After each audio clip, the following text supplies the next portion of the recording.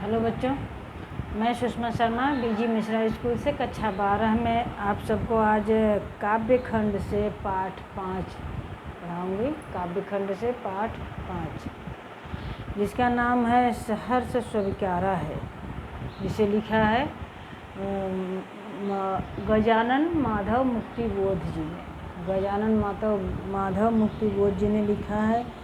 तो सबसे पहले ये कवि परिचय देखें। कवि परिचय में क्या है? मुक्तिबोध का जन्म मध्य प्रदेश के मुरैना जिले के श्योपुर ग्वालियर संभाग में 13 नवंबर सन 1917 में हुआ था। मुक्तिबोध के पिता निर्भीक, कर्तव्यपरायण और दबंग पुलिस अधिकारी थे।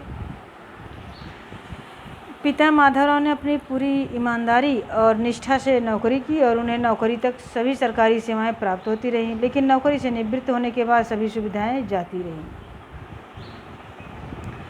हार का बदला चुकाने वाले संकल्प धर्मा कवि मुक्तिबोध का पूरा जीवन संघर्ष में बीता। उन्होंने 20 वर्ष की छोटी उम्र में बड़नगर मिडिल स्कूल में शिक्षक की नौकरी की। उसके बाद सुजालपुर, उज्जैन, कोलकाता, इंदौर, मुंबई, बंगलौर, बनारस, जबलपुर, राजवाद गांव आदि स्थानों पर अध्यापन से पत्रकारिता तक का काम किया। कुछ समय तक पाठ्यपुस्तकें भी लिखी।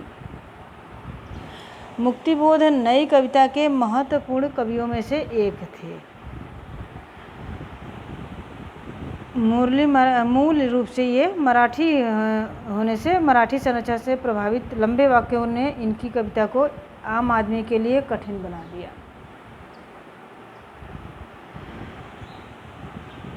लेकिन उनमें भावनात्मक और विचारात्मक ऊर्जा अटूट थी, जैसे कोई नैसर्गिक अंतः स्रोत हो जो कभी चुकता ही नहीं। तो बच्चों, ये उनके बारे में थी। अब उनकी क्या क्या रचनाएं थी देखिए।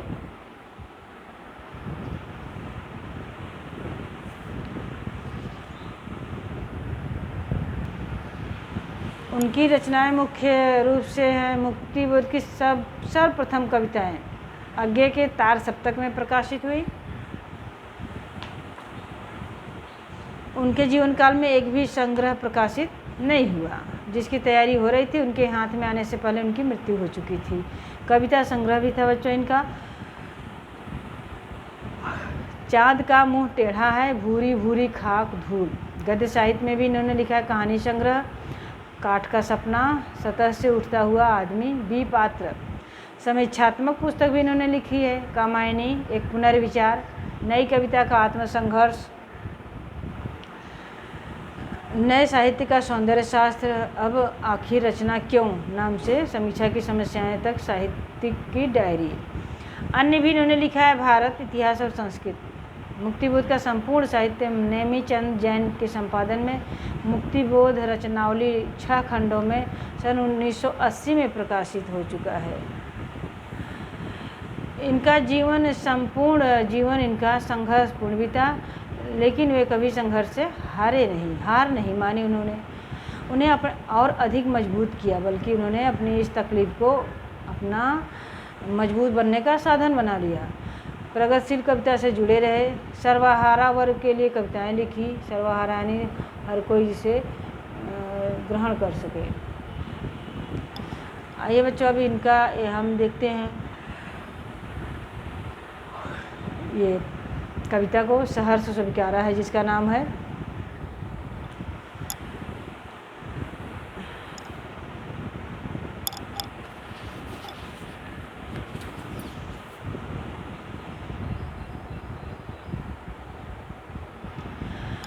जिंदगी में जो कुछ है, जो भी है, सहर्ष स्वीकारा है, इसीलिए कि जो कुछ भी मेरा है वह तुम्हें प्यारा है।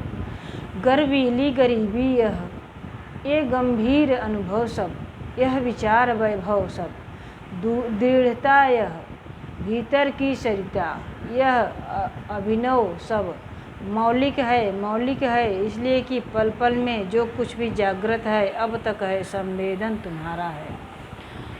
बच्चों, ये इसका भावार्थ देखिए। कवि गजानन माधव मुक्ति, इनका पूरा नाम है, कहते हैं कि मेरे जीवन में जो कुछ भी है उसे खुशी खुशी स्वीकार किया है, क्योंकि वह सब कुछ किसको प्रिय है? तुम्हारा है, तुमको प्रिय है। माँ को या प्रिया को? माँ को संबोधित कर रहे हैं या फिर अपनी प्रिया को संबोधित कर रहे हैं कि मैंने जो कुछ मेरे जीवन में है वह सब कुछ मैंने खुशी खुशी स्वीकार कर लिया है। क्यों स्वीकार कर लिया बच्चों? क्योंकि वो माँ को या प्रिया को संबोधित करते हुए कहते कि तुम्हें प्रिय है।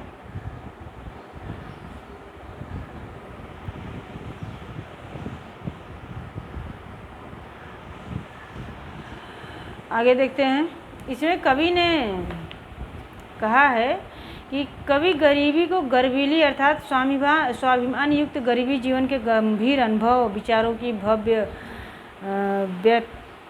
भव्यता, व्यक्तित्व की दृढ़ता, मन में बहती भावनाओं का सरिता, यह सब नए और मौलिक हैं। क्योंकि मेरे जीवन में प्रति क्षण जो कुछ भी घटता है, जो कुछ भी जागृत है, उपलब्धि है, वह सब तुम्हारी प्रेरणा से हुआ है, संवेदना से हुआ है।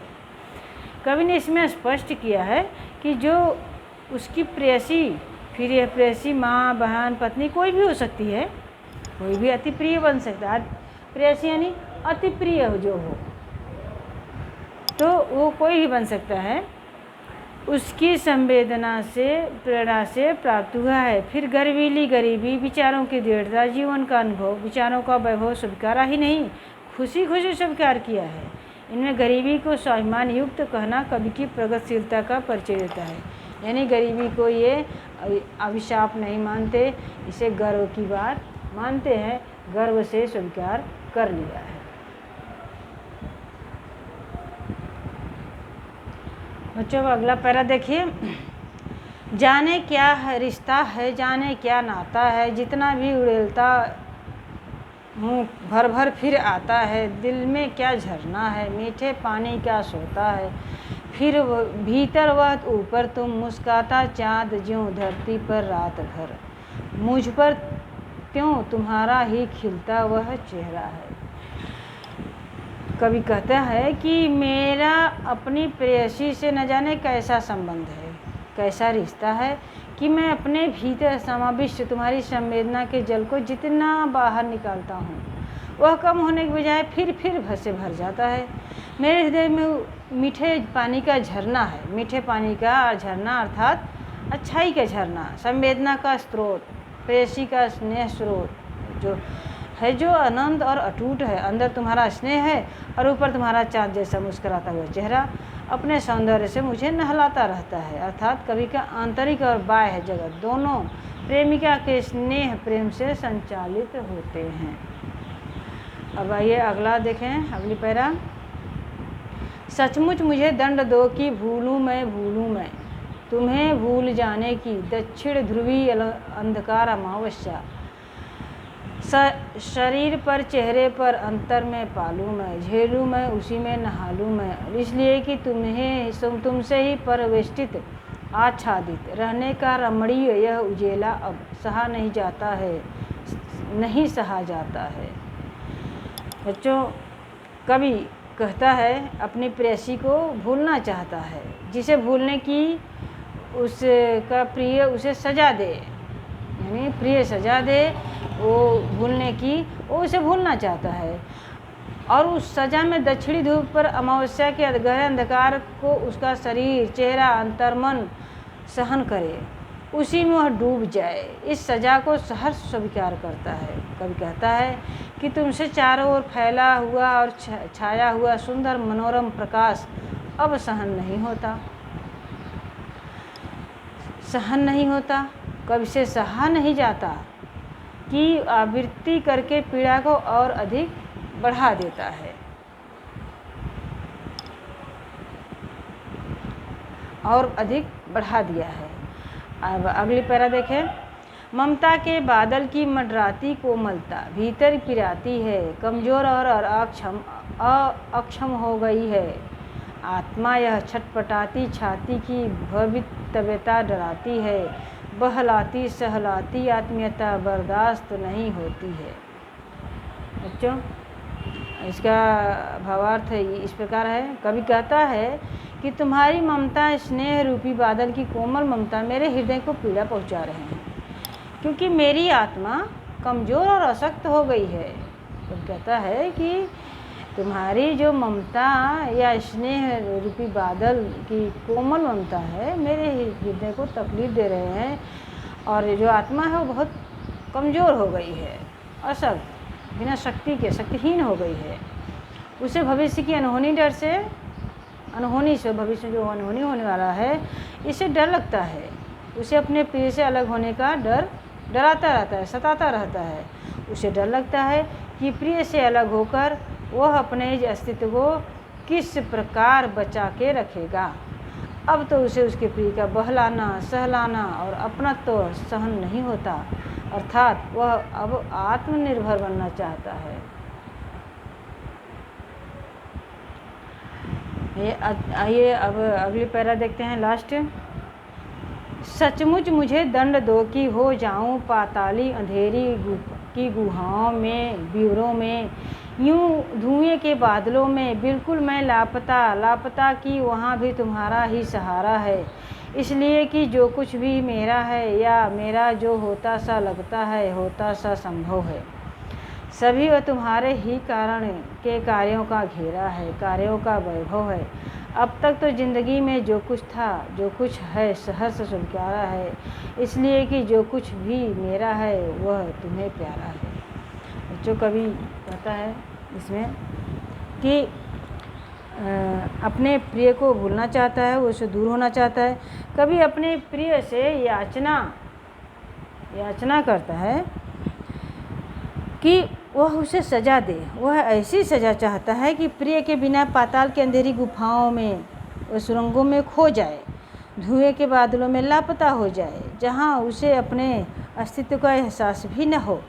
परंतु कभी कहता है कि इस परिस्थिति में भी तुम्हारा ही सहारा है, माने खो जाने का, भूल जाने का, इसमें भी तुम्हारा ही सहारा है, क्योंकि उसके जीवन में जो कुछ भी है, जो कुछ उसे अपना सा लगता है या जो कुछ संभव है, उसकी प्रियतमा के कारण है।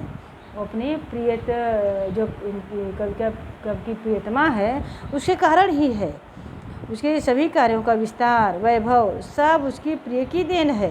कवि कहता है कि जीवन में अब तक जो कुछ भी था, अर्थात सुख दुख, उन्नत या अवनत, सब उसके प्रिय को प्यारा है, इसलिए कवि ने उसे खुशी खुशी स्वीकार किया है। तो बच्चों, कवि यहाँ पर स्पष्ट करना चाहता है कि जो मुक्ति बोध की प्रियतमा है वह रीतिकाल की प्रेयसी नहीं है, वह प्रेयसी मुक्ति बोध की संघर्ष चेतना की प्रेयसी है, जिसके कारण उन्हें गरीबी में भी गर्वीली लगती है, उससे अलग होने पर सज़ा के लिए तैयार है, और गहन गुफाओं के अंधकार में भी विचारों की प्रियतमा उसके साथ है।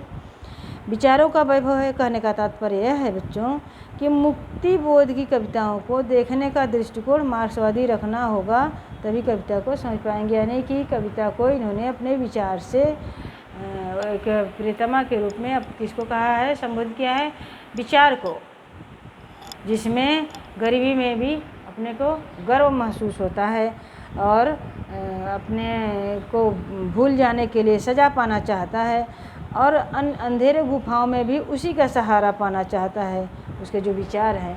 इस तरह से बच्चों ये आपका पाठ